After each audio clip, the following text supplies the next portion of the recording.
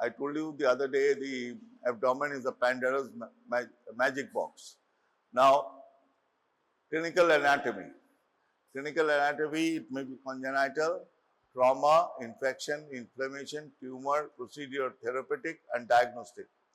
Now, in these broad headlines, you have to focus on any complaint in the abdomen, any manifestation of any disease.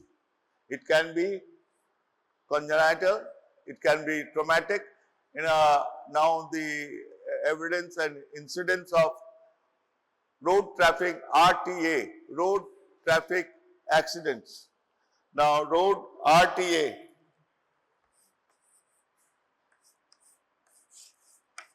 road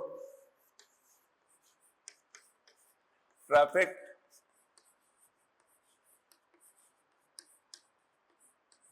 accidents.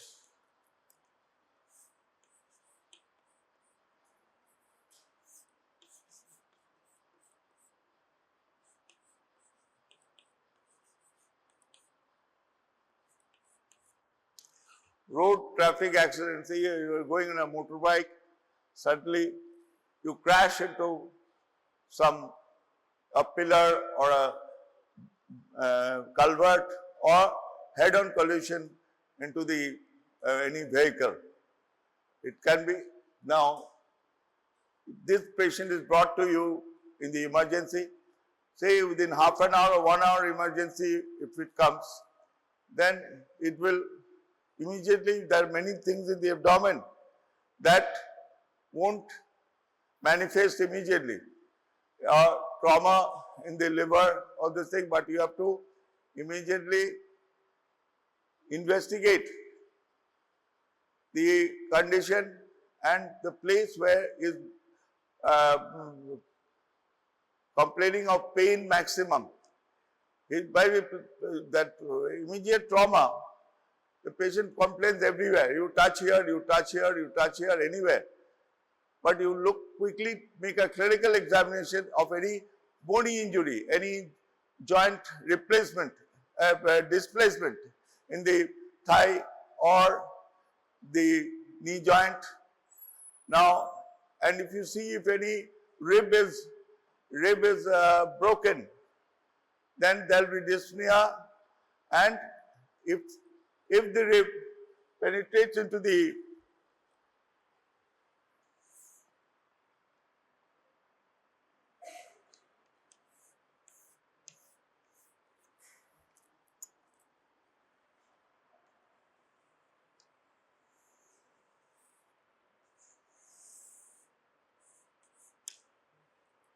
now if there is a broken rib, if this is fractured, then if it is the broken piece of the rib goes into the lung, there will be emphysematous feel. You can feel that potch, you can feel. That means air is there. In the, now even you take immediately you resuscitate with IV fluids and all this, and then go for a portable X-ray in the ward. Ultrasound, your portable ultrasound should be ordered for, and you can see if there is any this thing. You catheterize the patient, so if any injury in the kidney or a symphysis pubis fracture, then it can relate with the bladder, urethra, everything. So you catheterize any patient with the acute abdomen. It can be, told you, that traumatic, or it can be just a bloated abdomen with obstructive features. So you can at least, or the patient has not passed stool for 7 days or 8 days. So this is the thing that you have to encounter, and accordingly you have to manage. Now, the procedure should be therapeutic and diagnostic. Procedure means whatever I told you, that these are the procedures you have to carry on. If you feel that the blunt trauma might be the rupture of the liver or a sharp, there's a clash between two individuals, then it can be that a sword or a spear that might be injuring the liver, rupture of the liver. So that will be manifested pool of blood, but that cannot be, but it can be diagnosed with your ultrasound and a plain X-ray, because there will be the space, there will be shifts of the organs, and especially chest trauma, then related by an abdominal trauma. Now there will be a mediastinal shift. If there is a thing going through and through, an arrow, it can go through. Now through the abdomen to the lung. Now content, introduction, applied anatomy and applied physiology, esophagus, stomach, small intestine, large intestine. Next. Now applied anatomy of the esophagus. Esophageal varices are dilated submucosal veins in the lower third of the esophagus. They are most often consequence of hypertension, portal hypertension. Commonly due to cirrhosis, patients with esophageal varices have a strong tendency to develop bleeding. Esophageal varices diagnosed with endoscopy. Now, most of the big hospitals are having endoscopes. So, especially in medical college, now you will be having endoscope.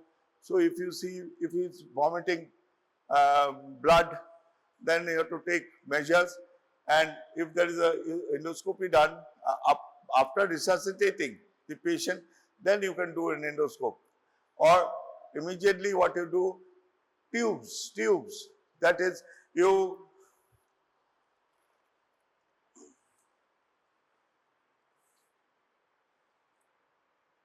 Ryan's tube.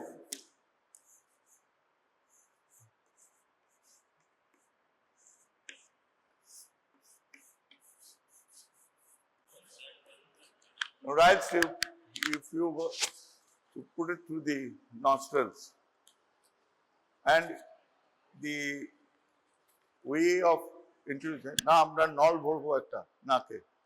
No, if I tell you, I'll put this into your nose. Ryan's tube should be introduced. You have to bring the patient's confidence. Na kuchna jodok. You ask that when you drink water, dhok gilun, you just gulp like this. Then you put the Ryan's tube through the nostrils, it goes through the esophagus and also the stomach. Sometimes when you are introducing, the patient starts coughing, and suddenly the Ryan's tube might come into the mouth. You just pull back the Ryan's tube and introduce slowly, and just ask her that you give a glass of water and ask her to drink. Now you suck. If you see any blood and what type of this thing, it will be immediately with the acid, it becomes coffee ground. Now it will become coffee colored. And if there is any frank blood, then it can happen that it won't be from the immediately from trauma.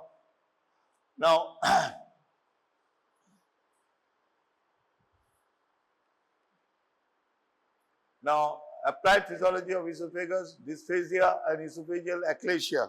Next, applied physiology, dysphagia means difficulty in swallowing, causes mechanical obstruction of esophagus due to tumor, stricture, diverticular hernia, outpouching of the wall, decreased movement of esophagus due to neurological disorders as Parkinsonism, muscular disorders leading to difficulty in swallowing during oral stage or esophageal stage.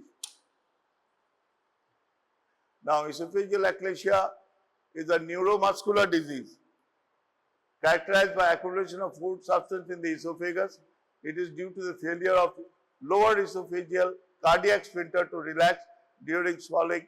The accumulated food substance may cause dilatation of the esophagus. Features are dysphagia, chest pain, weight loss, cough. If a patient comes with a complaint of these three complaints, that the dysphagia, then there will be difficulty in swallowing, chest pain. Now, displacement of stomach. Now, pancreatic and pseudo-pancreatic cysts and abscesses in the omental bursa may push the stomach forward. Anteriorly, this displacement is usually visible in a lateral radiograph or CT. Now, immediately this type of patient, you cannot do a CT. So, you go for a lateral radiological examination. So, you can see the plate, you will see the displacement, and the posterior of the stomach may adhere to the part of the posterior of the omentum bursa covers the pancreas. This occurs due to inflammation of pancreas, and it is very close to the posterior wall of the stomach, pancreas.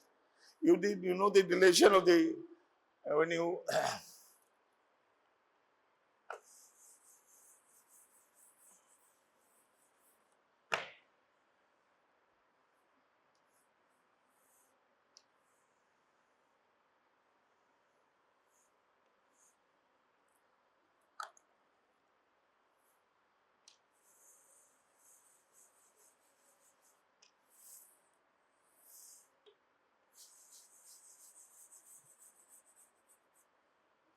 now this is the head of the pancreas, and that is the body, this is the tail of the pancreas.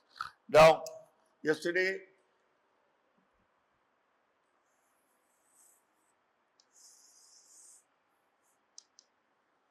now this is the spleen, and in RTA or any accidental injury of the, there will be, spleen is very prone to injury. Naturally,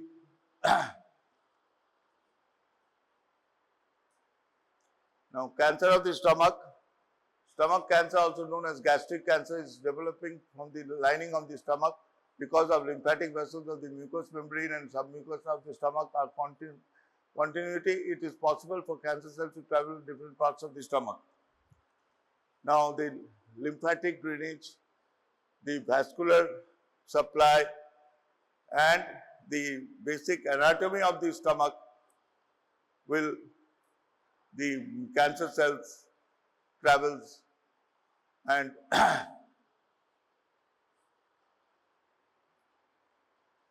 now gastric pain, a sensation of pain in the stomach is caused by the stretching or spasmodic contraction of the stomach muscles. Its walls are referred to the epigastrium. Now, in this epigastrium, there is a pain. So, it is believed that the pain transmitting fibers leave the stomach in company with the sympathetic nerve. They pass through the celiac ganglion and reach the spinal cord by the greater splanchnic nerves. Next. Now, inflammation of gastric mucosa membrane is called gastritis. It may be acute or chronic. Acute gastritis is characterized by inflammation of the superficial layers of mucous membrane and infiltration with leukocytes, mostly neutrophils. Now, chronic gastritis involves inflammation of even deeper layers and infiltration and more lymphocytes. It results in the atrophy of gastric mucosa with loss of chief cells and parietal cells of the gland. Therefore, the secretion of gastric juice decreases. Now, acute gastritis and chronic gastritis. Now, you have to differentiate. Second thing, when you do an endoscopy, then if you are suspicious of the total, the gastric mucosa, when you open the stomach in the viscera, you see, and you will see that in histology, when I told you that it is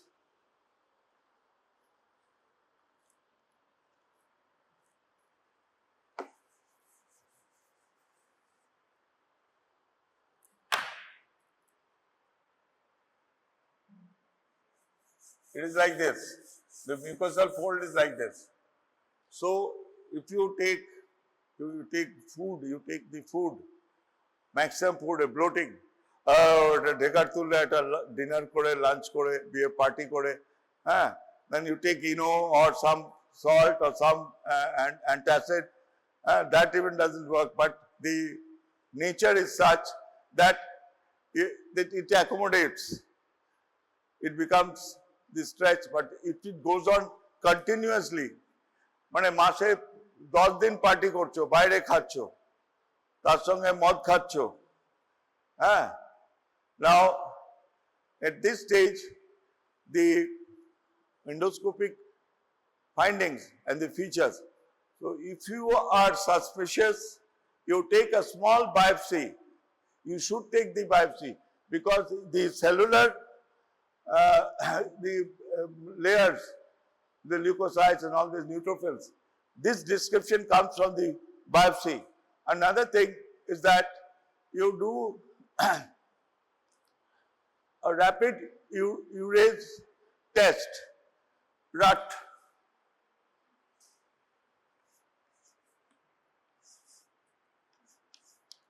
Rapid urase test. That's a kit there. The acidic fluid is put in and the thing, then it changes from, if it is purple, that H. pylori positive. And H. pylori positive means previously it was the gastric ulcers or any peptic ulcers. It was that the acid component is to be blamed, but it is the H. pylori. That's why previously your vagotomy used to be done. 30 years back when we were students, vagotomy used to be done. And so the acid secretion is lessened. But later on, research confirmed that the culprit is H. pylori bacteria. Okay. Now, peptic ulcer. Ulcer means the erosion of the surface of any organ due to shedding or sloughing of inflamed necrotic tissue that lines the organ. Peptic ulcer means an ulcer in the wall of the stomach caused by action of gastric juice. If peptic ulcer is found in stomach, it's called gastric ulcer. Now, gastric atrophy is the condition in which muscles of the stomach shrink and become weak. The gastric glands also shrink, resulting in the deficiency of gastric juice caused by loss of gastric glands. Now, you see duodenal ulcer. A duodenal ulcer is a type of peptic ulcer that occurs in the duodenum, the beginning of the small intestine. Here is the duodenum. And here is the duodenal ulcer, the first part of the duodenum. As the stomach empties its contents into the duodenum, the acid chyme is squirted against the anterolateral wall of the first part of the duodenum. This is the first part of the duodenum. Now, gastric ulcer commonly seen on lesser curvature. Gastric carcinoma commonly occurs at pyloric antrum, greater curvature. Now, Zollinger-Ellison syndrome, vagotomy, gastrin-bearing stomach mucosa. Next. Now, ulcer and gastrectomy. Now, this is the peptic ulcer. Now, part of the stomach removed. This portion is cut off. Again, anastomy. The two part gastrectomy is done, and that part is sutured together. And intestine is joined in the stomach. This is the intestine joined in the stomach. Yeah. Next.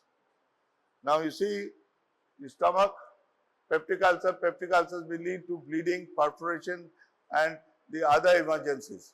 Now you can see what happens usually.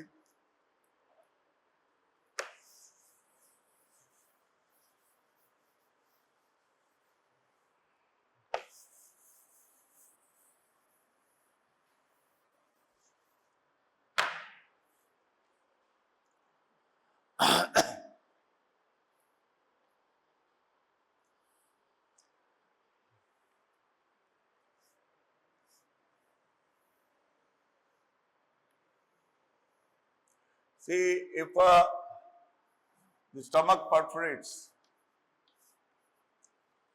the acid is it's mostly nowadays you take a straight radiograph of the abdomen and you will find air bubbles, and also it's an acute emergency, but at times nature actually tries to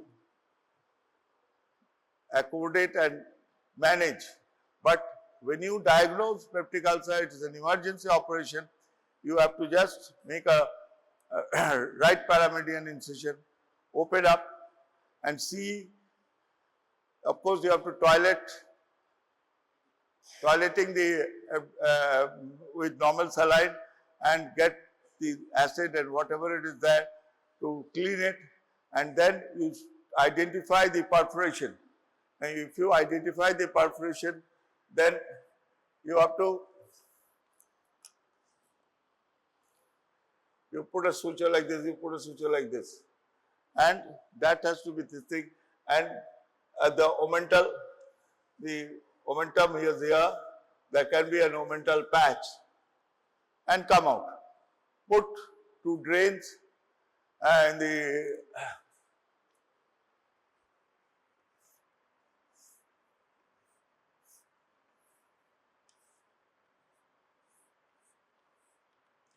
you put the 2 paragolic cutter, 2 drains, and now there are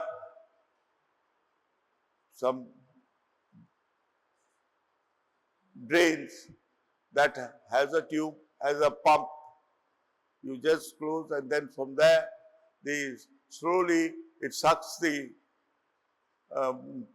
whatever it contents in the abdomen. Now, this is one thing.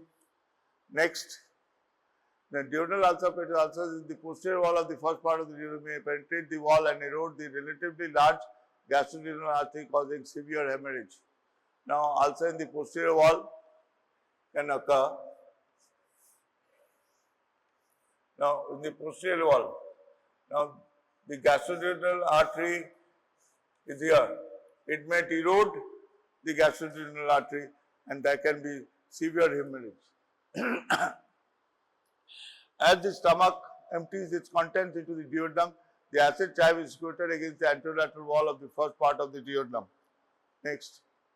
Now you can see the peptic ulcer, Zollinger-Ellison is a tumor of the pancreas. This is the duodenal ulcer due to hyperacidity. This is the next.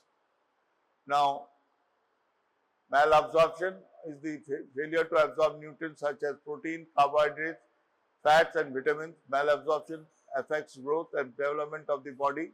Next. Now, Crohn's disease, enteritis. Enteritis is an inflammatory bowel disease characterized by inflammation of small intestine. Usually it affects the lower part of the small intestine and ileum. The inflammation causes malabsorption and diarrhea. Next. The steatorrhea is the presence of excess fat in the feces. Stool may also float due to the excessive gas, and oily appearance can be especially foul smelling. Steatorrhea is a condition caused by deficiency of pancreatic lipase resulting in malabsorption of fat. Next. Celiac disease is an autoimmune disease. This is a normal mucosa. This is the celiac disease. This is a histology now characterized by damage of the mucosa and atrophy of villi in small intestine, resulting in impaired digestion and absorption. It is also known as gluten-sensitive enteropathy. Next. Now, pain of appendicitis. The visceral pain of the appendix is produced by distension of the lumen and spasm of its muscles. The afferent pain fibers enter the spinal cord at the level of the 10th thoracic segment, and the vague referred pain is felt in the region of the umbilicus. Later, the pain shifts to where the inflamed appendix irritates the parietal peritoneum. Now, any pain on the right iliac fossa, it is expected the appendix, after the rotation of the gut from the left side, it shifts into the right iliac fossa.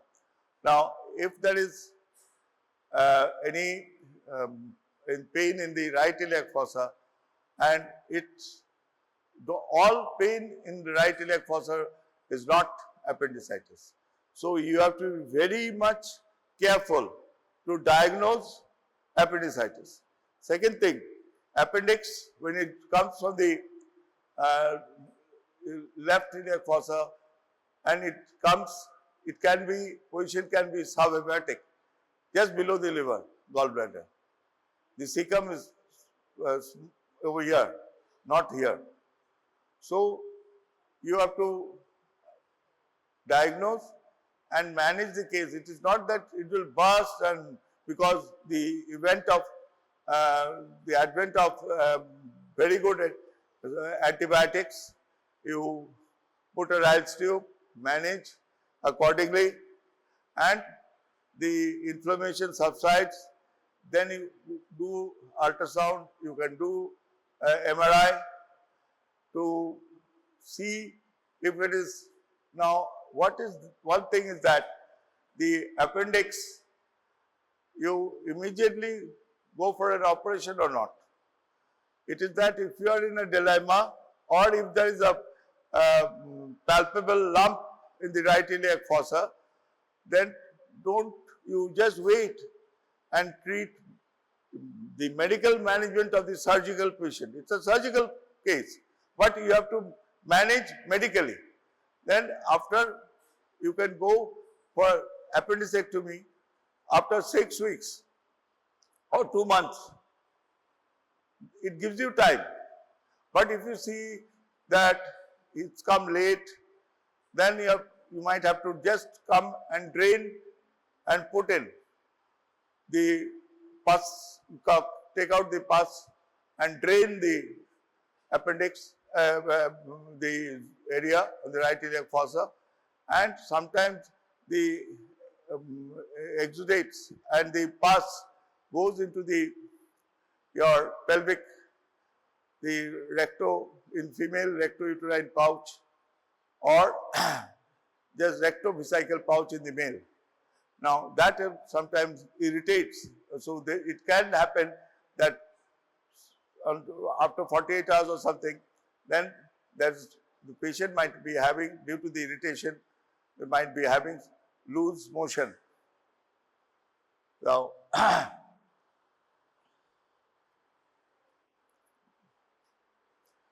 diverticulosis, also known as diverticular disease, and it is a condition of having diverticula in the colon, which are outpocketings. And chronic mucosa, submucosa through weakness of the muscle layer in the colon wall. These are more common in sigmoid colon, which is a common place for increased pressure. This is uncommon before the age of 40 and increases in the incidence of that age. So below 40 years of age,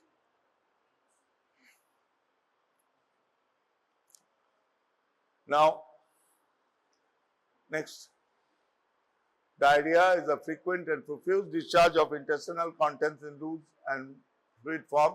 It occurs due to the increased movement of the intestine, causes dietary abuse.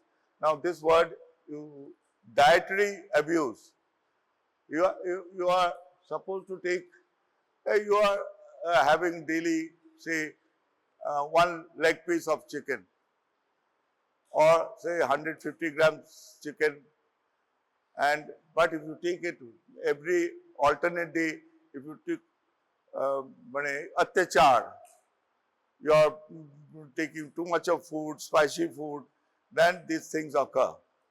Now at this young age, you won't be feeling that. There is one chili that is grown in Assam, and that is the hottest chili in the world. You take one chili, smoke will come through your ears. Okay. Now, so try to avoid hot foods.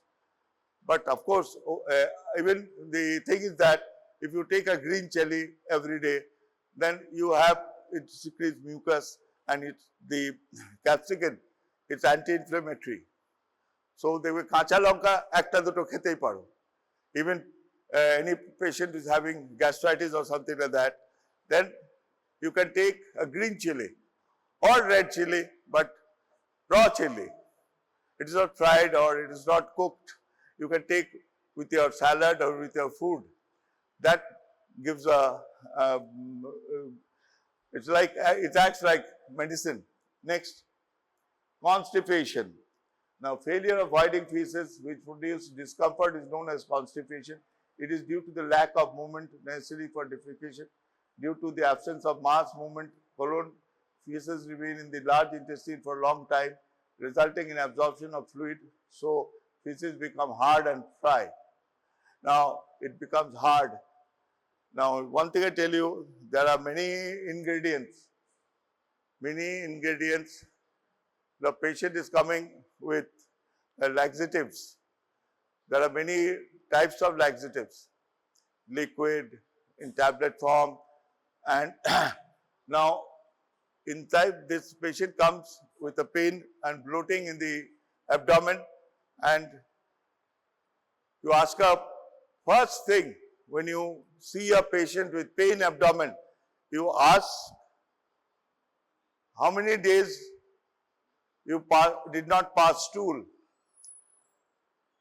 Did you do your potty this morning? Na, 3 din potty hoyni. Or 7 days, 10 days. You please, I would advise you, with my experience, you take the gloves, put xylocaine and do a PR, per rectal examination, and see there will be hard stool. Only 15 days back, a lady came to me in the evening. Then it was like stone, cricket balls, tennis ball, cricket balls. It's all dried, more or less dry. Then I did a PR, and then I told them that I have to remove it manually. So you have to even be prepared to take the stool out, at least some, say, if your finger goes there, around 5 inches of the stool you can take out, and slowly it comes up, and then you do give an enema. But this lady, I was feeling the stool, it was like gravel and mud. And I asked her, do you take mud? Tumi ki mati khao? Mitti khate hai aap? Yes. She said yes. Now, few people, patients, this is an elderly lady, psychotic disorders she had. So, you pain abdomen, you go for a surgery, send a notebook, call book for your senior surgeon. But these things you must, as an MBBS, you must manage. It is nothing but you, now abdominal surgical incision. Now the incision should be made if possible at lines of cleavage. Collagen fibers in dermis are parallel, more narrow scars, incision away from nerves, muscle atrophy if nerve cut, short healing time. Next. YOLO, হয়ে গেছে? Now, category of incision, the midline and transverse. It will be midline and the transverse. And now, the mylarge incision, Pfeffenstiel incision, Charney's incision, Kastner's incision, transverse incision. These are all transverse incision. Okay. Now, see McBurney's incision. Now, McBurney's incision, here's McBurney's incision. This is the umbilicus, from here the medial 2/3 and lateral 1/3 from the ischial spine. That is medial 2/3.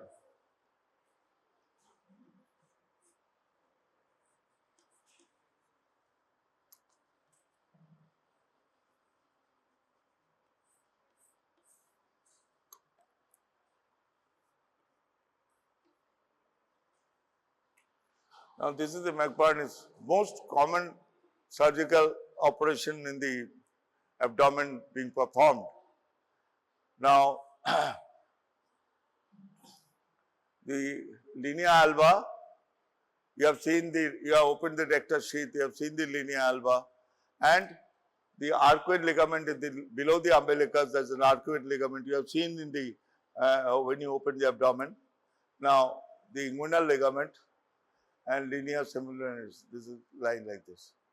And please, please, please, tissue handling, when you are an assistant or a surgeon, please handle tissues very lightly. I have seen surgeons. And it's a chaos. In my words, it's chaos. Because the incision you do and handling of tissues by layer and layer, but you don't dissect by layer, you make an incision and open. But when you are holding the hemostatic forceps, you are holding the the tissue forceps, when you are suturing, you might be a speedy surgeon, you have speed, but in the same time, you have to be very gentle handling tissues, and think it in this term that when you make an incision and you open, then there are vessels, say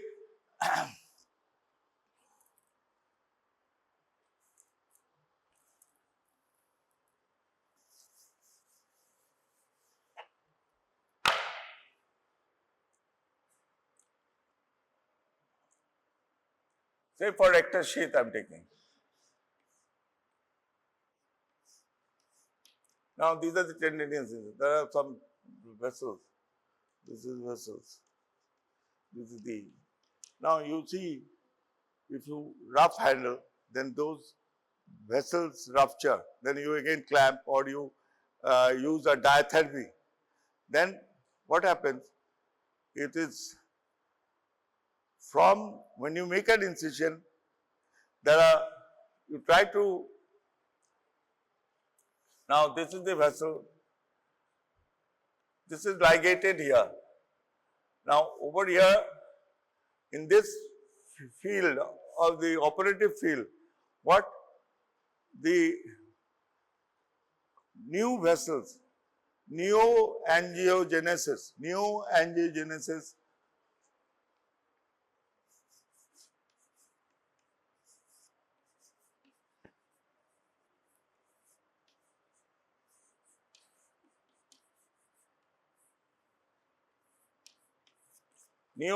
development of the new vessels, that actually,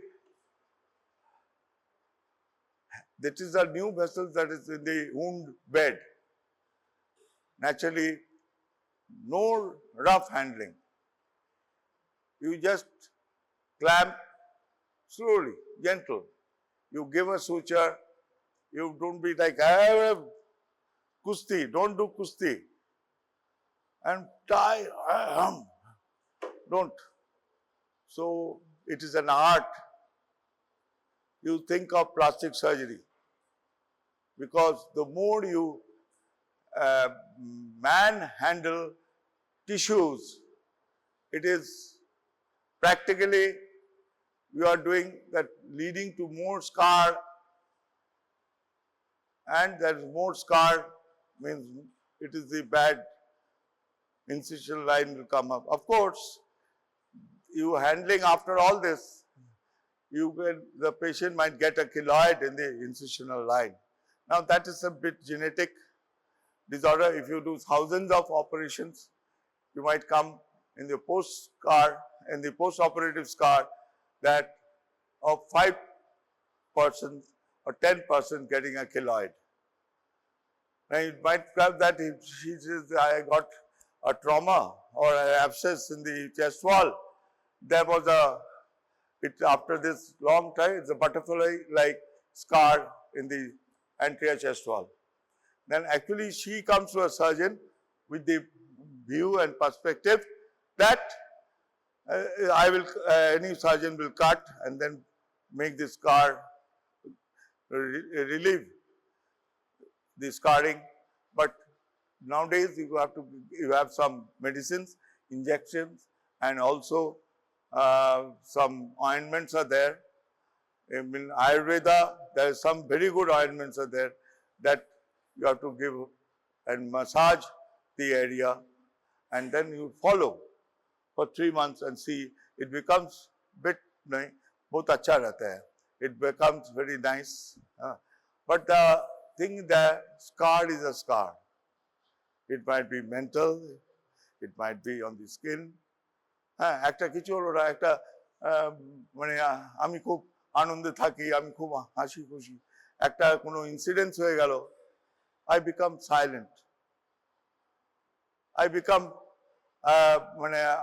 I've been say I was in love with some lady and she has thrown me out, then there will be the mental scar.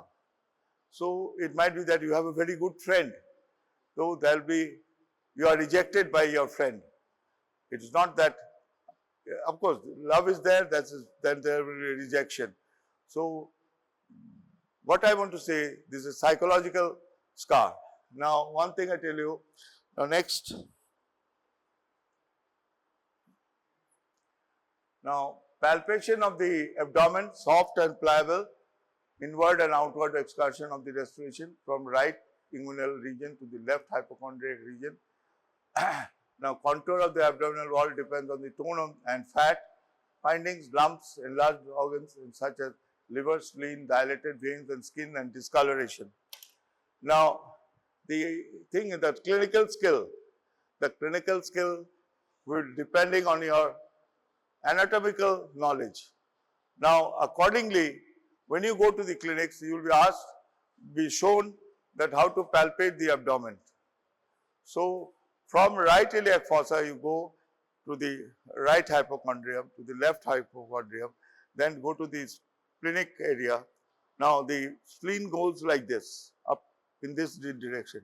And if the skin is thin, the abdomen is thin walled, then there can be the spleen has a ridge and you can feel it. In the liver, you can palpate. But in children, especially newborns, the spleen is, the liver is palpable. That is a normal finding. Now, dilated veins in the anterior abdominal wall. You can see this. These are the thing. This is the anterior wall. This is the lateral. Now, palpation of the superficial inguinal ring. Looking for indirect hernia, male palpates somatic cord in upper part of the scrotum, form cord-like structure, posterior part is vas deferens, and patient coughs in increased intra-abdominal pressure. Female smaller and difficult to palpate, transmits round ligament. Now, according to the anatomy of the inguinal canal and also the round ligament of the uterus passes through the superficial inguinal ring into the labia majora. Now, meeting point of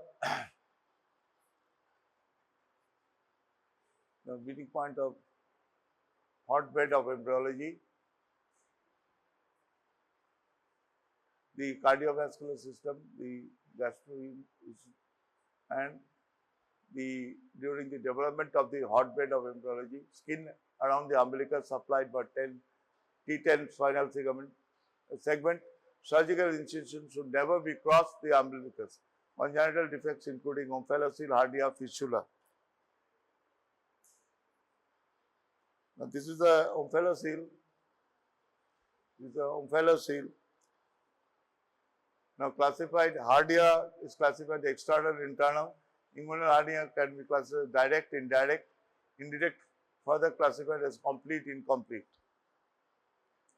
This is epigastric, umbilical and inguinal femoral layers of the hernial sac. This is hernial sac, congenital umbilical hernia, acquired umbilical hernia due to ascites, second degree ascites. This is due to ascites.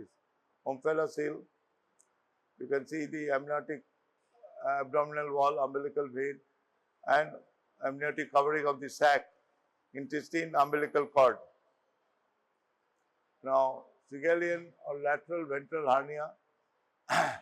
Now you can see the rectus sheath, posterior abdominal, anterior lamina, semilunar arcuate line, frequent hernial site is this, and transversal fascia and rectus abdominis.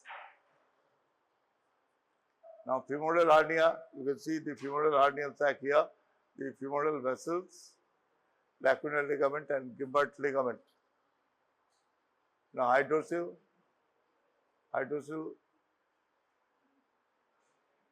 the varicocele, This you can palpate and see. When you examine the patient, you can see, you can feel it's a back of worms. You can feel. Now, varicocele is a pampiniform plexus becoming dilated, tortuous, thickened, lengthening. On insertion back filled with worms, common in adolescence, mostly left side due to connection with the renal vein, but right side which is joins with the inferior vena cava. Could be caused by primary kidney disease, patient presents with infertility, plexus not cooling. Testicular cancer spreads upward by the lumbar limb to L1, later spreads locally to superficial inguinal limb. Torsion of the testes, rotation of the around the spermatic cord, often associated with excessively large tunica vaginalis. Active young men and children, severe pain could lead to testicular necrosis. Here, torsion of the testes. See the gangrenous change. This is the twist with the twist in the thing. This is the twist. Peritonitis, inflamed parietal peritoneum, sensitive to stretching, pressure applied to abdominal wall with one finger, rebound tenderness. Ascites and paracentesis. Peritoneal adhesions, peritoneal dialysis, volvulus of the intestine, appendicitis. This is the color. This is from Netter's Atlas. Appendicitis is inflammation of the appendix known as appendicitis. Appendix does not have any function in human being, but it can create major problems when disease. Appendicitis can develop at any age. It is very common between 10 to 30 years of age. So I could, due to the surgeons is having less work.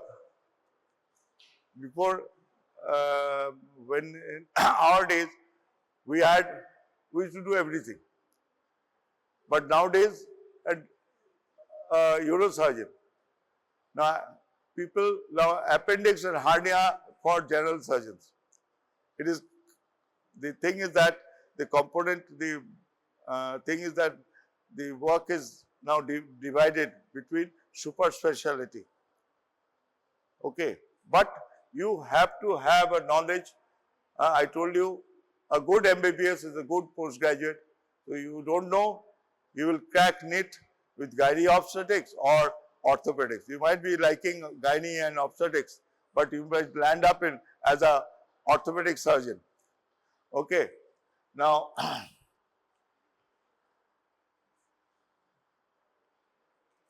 portal hypertension, cirrhosis of liver. Now, hepatocytes undergo necrosis caused by the infection, inflammation. Dead hepatocytes are then replaced by fibrous tissue. Cirrhosis of liver, IV intravenous compression and portal hypertension. In the first batch, we dissected up, we had a body that had a cirrhotic liver. Now it is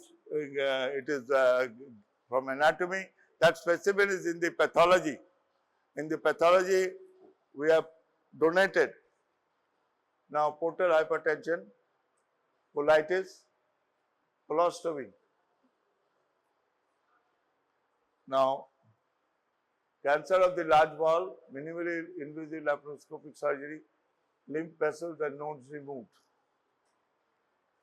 Ileostomy, small intestine brought out to skin and collected in pouch, usually done in groin on right side, ulcerative colitis, Hirschsprung disease. Colonoscopy, colorectal cancers is a leading cause of death in the Western world. Bowels washed, patient sedated, tube inserted. Rupture of the spleen. I told you when I started my lecture, associated with trauma, mononucleosis requires immediate medical and surgical attention. Severe blood loss, shock, left side T9 and T11 removed rather than repaired. A total splenectomy.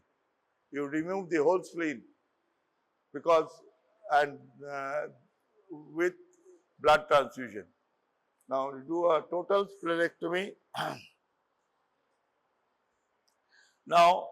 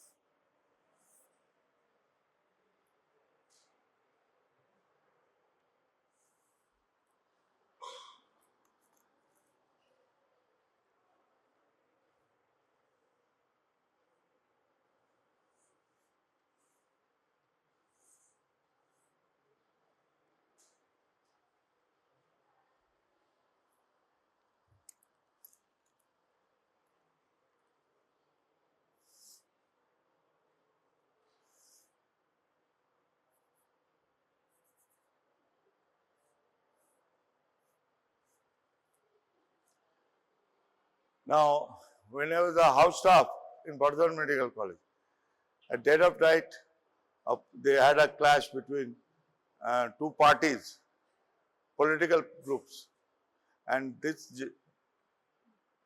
a man of around 25-30 years age, he was hit with a spear, ballam jo kehte hain.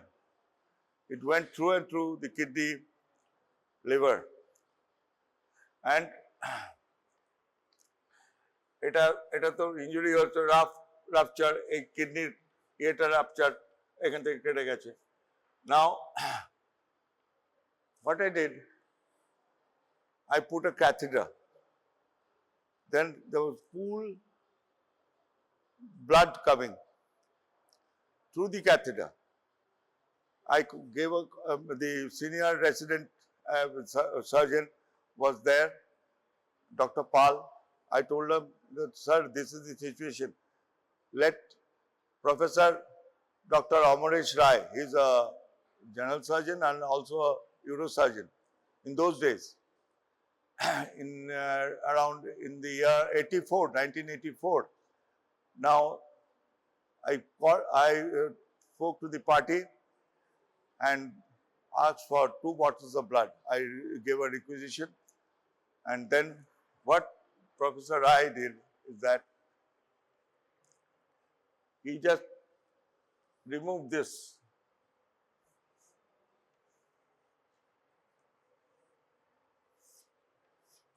portion of the kidney that cannot breathe.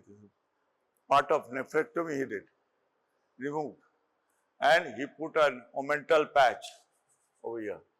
He repaired the liver and put a patch, omental patch, and other injuries were there. We got through the operation, the patient was saved. And main thing, in those days there was, at least that night I didn't have my camera with me. But what I did, I just drew around 30 pictures in the emergency, your ticket.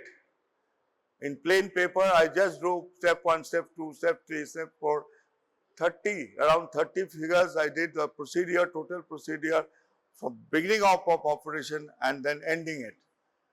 And there was a case in the court. After that, we were asked to present the medical sheet. Then from the, it was kept in the archive, and actually that was taken out, and the illustrations were there.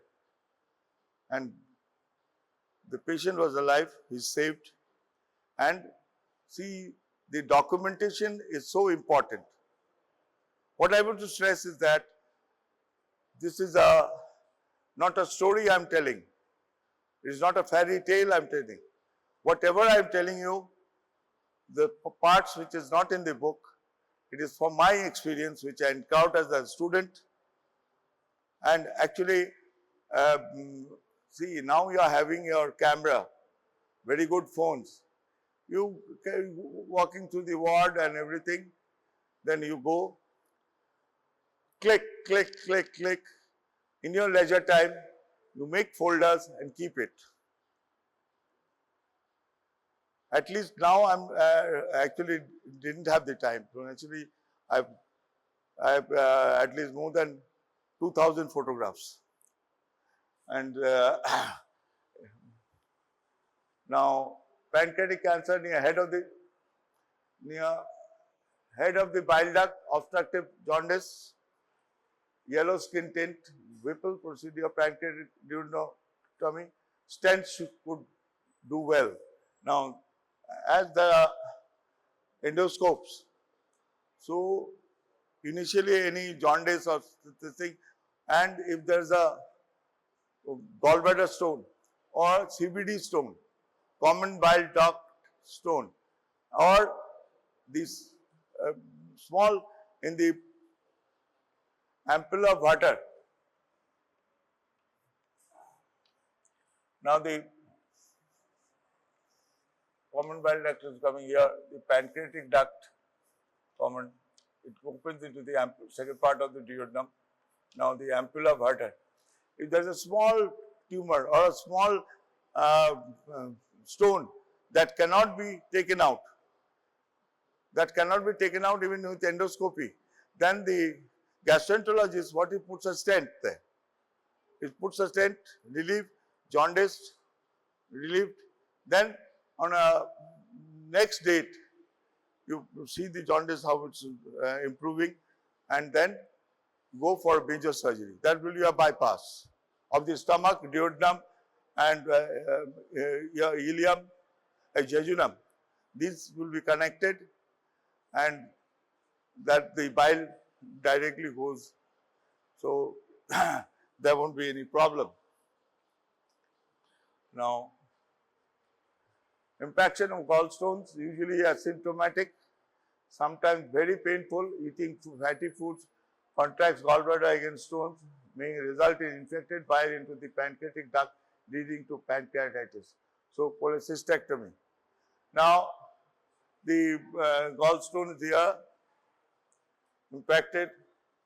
Now, in the CVD, and the flow of bile is into the thing, and there is pancreatitis. So, you do a serum lipase and your amylase and see if the things are biochemically, then you do a endoscopy and see and manage accordingly. And then you do a cholecystectomy. Portal hypertension,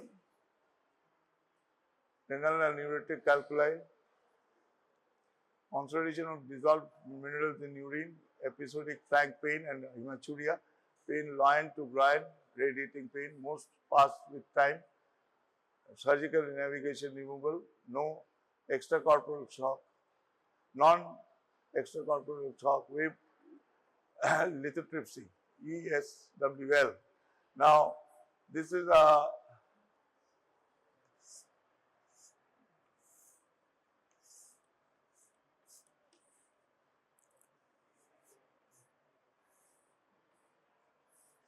now there are ureteric calculi. Now the patient comes with a pain and says, "Darun bata hoche, bhumi hoche, vomiting," and sometimes now what is that? From the loin to groin. After in routine practice, if the patient is complaining of bladder pain or your due to cystitis, pyelitis, ascending pyelitis, so the complaint from loin to groin, the kidney is related here, and see in the renal angle, you give a press, she will do this, ouch. Now that thing goes, and that diagnosis that it might be a renal calculi. Okay. You may manage with IV fluids and other antibiotics and machine, and then go for an ultrasound and see exactly what is happening. Now, abdominal aortic aneurysm, you can see a big swelling here, and it goes thumping with the heartbeat. Then you also do an ultrasound, you will get it with colored Doppler study.